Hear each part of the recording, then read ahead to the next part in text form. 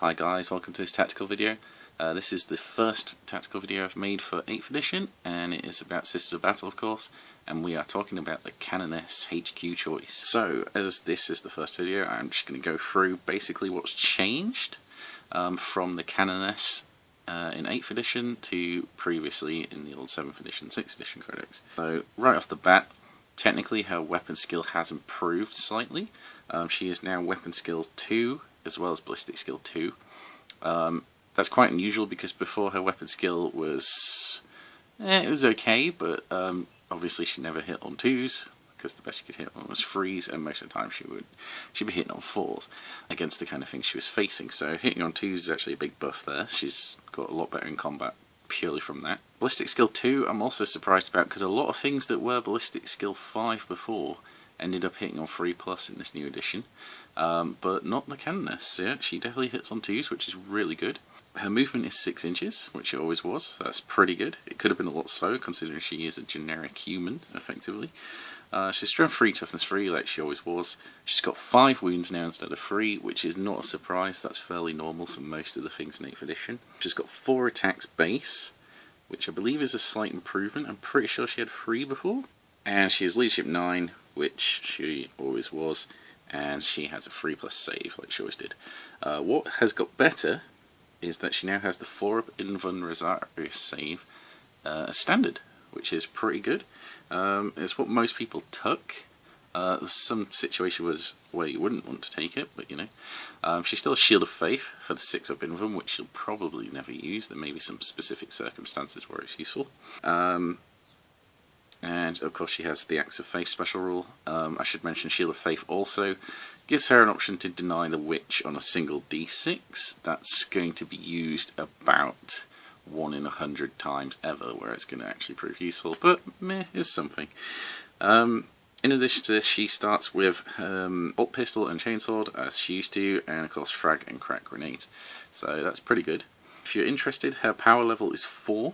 That's not bad in comparison to a lot of the other things. That's actually fairly cheap for what she gives you. I did mention she could do Axe of Faith, which means, you know, she can be the target of an Axe of Faith, which is pretty good. Not sure you would always want to use it on her unless for some reason you need to position her better. So it's only going to be the movement Axe of Faith maybe, and occasionally the healing one if you need to keep her alive. But for the most part, you're probably not going to be using that many Acts of Faith on her unless you have built an army specifically to do lots of Acts of Faith. The main rule you'd take her for is her rule called Lead the Righteous, which is that you basically, just like Space Marine captains and a lot of things in other armies like the Eldar Autarch and that kind of thing, any unit with the order keyword can reroll once to hit, which is actually really good, especially since it applies to herself, and of course she's hitting on 2s. So you're effectively hitting on 2s with a reroll, unless there's other modifiers in play, of course. So that's actually pretty good. Right, now, so the chainswords these days, they give you an extra attack. So if you stay with her base loadout, she will actually have 5 attacks, but she's only at strength 3. I feel like if you're ever going to pay for an upgrades for some new weapons, this is the kind of place you want to do it.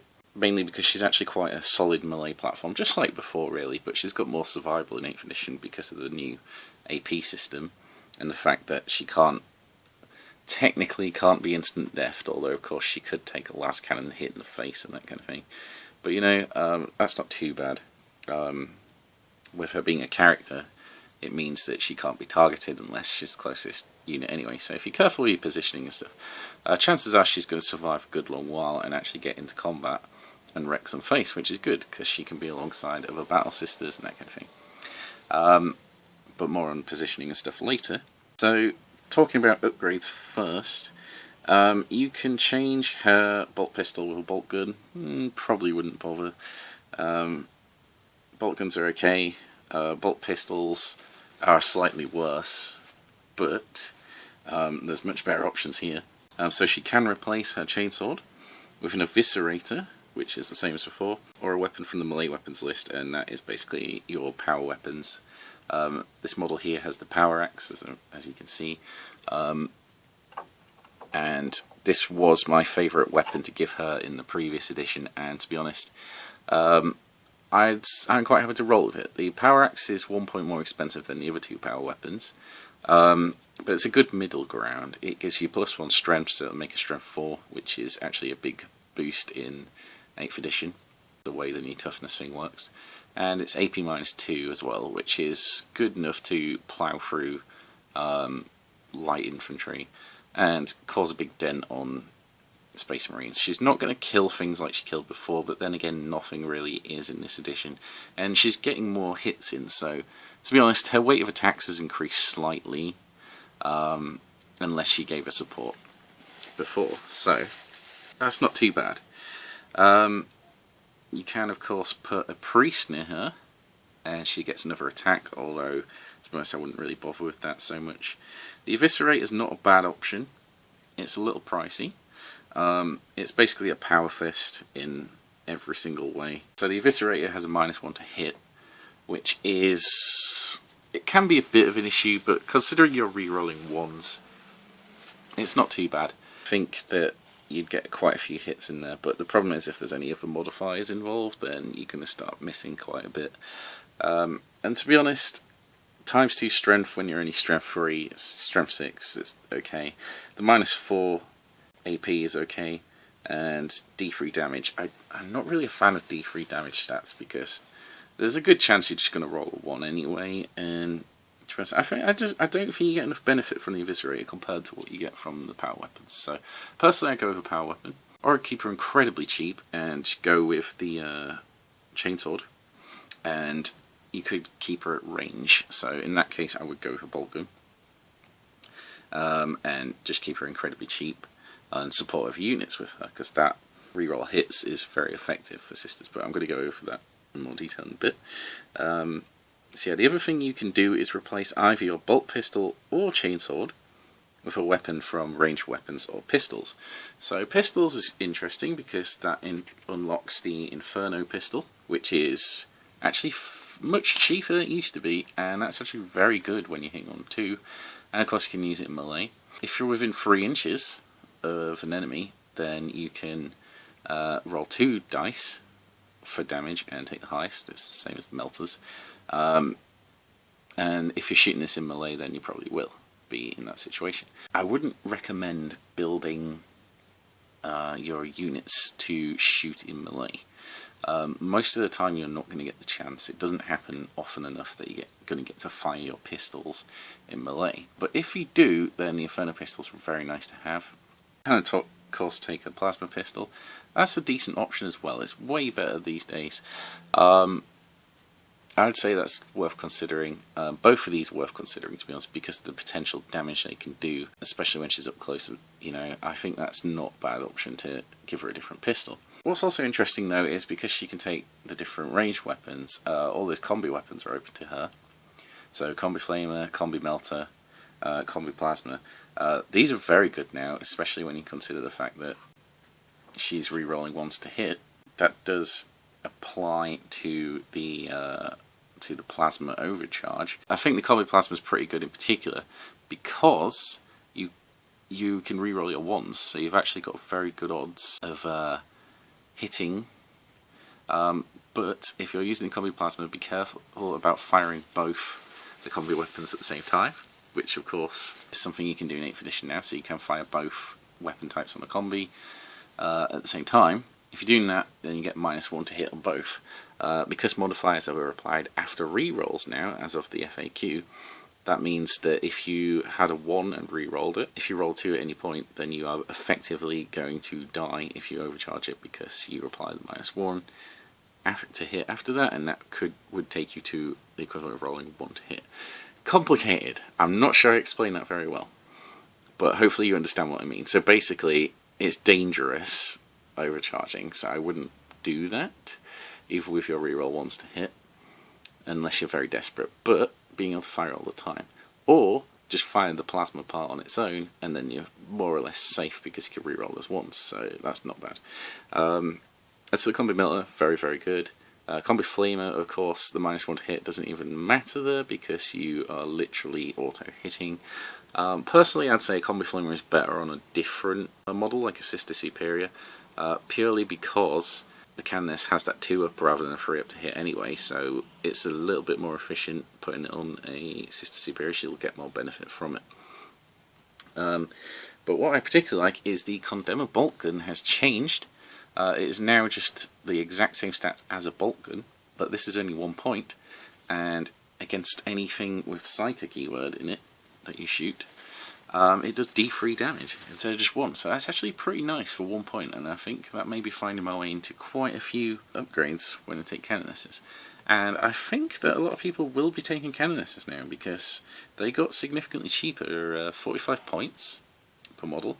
It's very easy to get many HQs now. Most of the detachments require at least 1 HQ, and you get a lot of command point benefit for that. So I think Canonesses are a very good choice, and I think you're going to want possibly a couple at high points levels because of the aura buff they give you. Those reroll ones to hit are very good, and don't forget that applies in Assault as well. So that's very good. So as for how to actually use the Canoness, so what I would suggest is that you keep her more or less in the front ranks. Well, you've got 2 ways of doing it. So for this one in particular, this melee focused one, I'd say keep her in the front ranks. Obviously not at the front, so you want to kind of bubble wrap her. Now, one of the things you can do to actually protect, if I can just get this here, to protect a character moving forward, if you are worried about enemy deep strikers and that kind of thing, you're not sure where to keep her behind to stop her getting shot, you can effectively bubble wrap your models. So let's just say that you've got Battle Sister Squad. There's nothing stopping you just arranging the Battle Sister Squad around her. Exactly the same as in the last edition, as if she'd joined the unit. She can effectively be within their coherency. She's not part of that unit, obviously. Snipers could still pick her out, but technically they could do that anyway. You know, she doesn't get cover bonuses or anything, but so long as she's like that, then she can't be targeted, unless some of these sisters die, obviously. So that's a simple option. You can effectively run them like you always ran them, but the character can't be hurt. So that's pretty good. As a character, she has the Heroic Intervention rule, which means once an enemy has completed all their charging for their turn, any character can move 3 inches to get into assault, okay, with an enemy unit. If they're within 3 inches of an enemy unit, they can basically pile in 3 inches, and they've got to move towards the closest enemy. So what that basically means is they can get into assault for free, okay? Little trick is that it doesn't say it has to be an enemy unit that has charged. So across the other side of the table, you could have people who have just charged a completely different unit, say your Exorcists or something like that. Okay, they've done all those, and you were just outside of a bunch of Devastators that they had in their backfield. You can then do Heroic Intervention to just pile straight into there and get into combat without a charge, so there'll be no Overwatch or anything like that. It's a neat little trick if you know a charge is coming. So long as you go into an enemy unit, and you know they can't actually stop you. So yeah, it's not too bad, especially when you do this. But yeah, that's one. Back on topic. That's one option for getting her up the field safely. And the idea is she'll be supporting your frontline units with those reroll ones to hit. So your assault units, which I'm going to go over in detail later on, but are very important in 8th edition, which I thought they might be, and it's worked out that way, or so it seems. She basically benefits anyone you have, because it's shooting and assault. She'll benefit your Rhinos with Stormbolters. She'll benefit your Battle Sister Squads, of course, up close. The only time she won't matter so much is firing Flamers. So if you had a squad of Dominions, she won't help with those, but it helps it during Overwatch as well. If you use grenades, if you use bolt pistols, anything like that, it's a very nice buff to have. So I really think for her points that she's definitely worth taking, and again she can kind of hold her own in combat. You don't want to be going up against the proper character killers with her, obviously. But then she's cheap, so she can actually cause some damage to generic infantry. She can be a bit of a hassle against them. She's not as strong in combat as she used to be, with priest support, obviously. And to be honest, I wouldn't bother giving her priest support. But if you factor in the fact that she doesn't need anything like that, she doesn't need her command squad anymore, which is no longer a thing. She doesn't need any of her characters or crusaders or anything like that helping her out. She's actually significantly cheaper for almost the same role. She's just not as powerful as she used to be. So I actually think that's a pretty good deal overall, and the buffs she gives everyone else, I think that's worth taking. So if you're looking for a vanguard element to your army going forward, I think a Canoness is a very, very good option for that.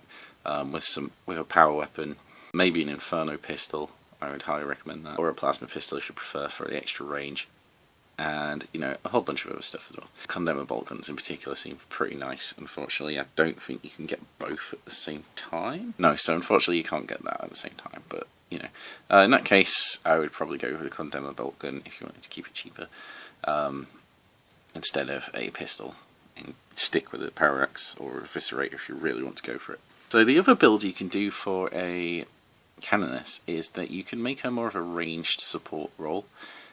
So for this I would literally just keep her base cost. If you're going to buy anything, maybe a combi plasma, maybe a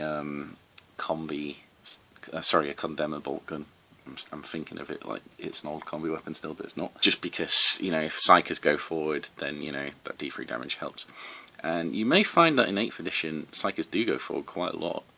So they may actually end up hitting your back lines, so it would be quite useful to have. The reason I say that is because basically everything in 8th edition is going forward, and kind of meeting in the middle. And if you've got a back gun line, then they're going to want to get there at some point. So odds are you will encounter something like that, and having that is pretty good. It's better than your base Deny the Witch anyway. So, not too bad. Same range as a bolter. Yeah, so another thing she can take is the Storm Bolter, which is also very good if you're going for range. It's 4 points, which is pretty cheap. It depends how expensive you kind of want to go. It's 24-inch range, but of course it's now Rapid Fire 2, which means at half range you're getting 4 shots, which is pretty good when you're hitting on 2s and rerolling 1s. So not bad if you're keeping her at the back, and the benefits of keeping her at the back is she's going to survive longer. Again, she's not terrible in Assault, even without any kind of upgraded melee weapons, which means she can act as a slight countercharge if you want, although to be honest, you're probably better off getting a dedicated countercharge unit and using her to support them instead. But by keeping her at the back, she's going to survive a bit longer, and she can support your backfield elements, so your Exorcists get to reroll to hit, ones at least, your Retributors, heavy bolters, that kind of thing. Having a cheap Canoness back there is going to make a very big difference because of the amount of dice you're rolling. So definitely something to consider if you have any kind of gunline element. I think taking a Canoness is a very good option. So all in all, Canoness has improved a lot. Whether you want to use her for assault or for shooting at the back, she's not going to do too much shooting damage herself unless you gear her up for it. And to be honest, I probably wouldn't do that if you're going forward. I would go more for the melee focus. But, you know, both are decent options. But if you're keeping her at the back, I'd say keep her cheap. And, you know, you can actually get a few Canonesses in your army because of that. What do you think of the Canoness and her improved abilities? Let me know in the comments below. And if you have any questions about this or any of the tactical videos or anything like that, also comment below and I will get back to you as soon as I possibly can. So don't forget to like the video if you liked it, and don't forget to subscribe for more tactical videos in the near future. Thanks for watching, see you next time.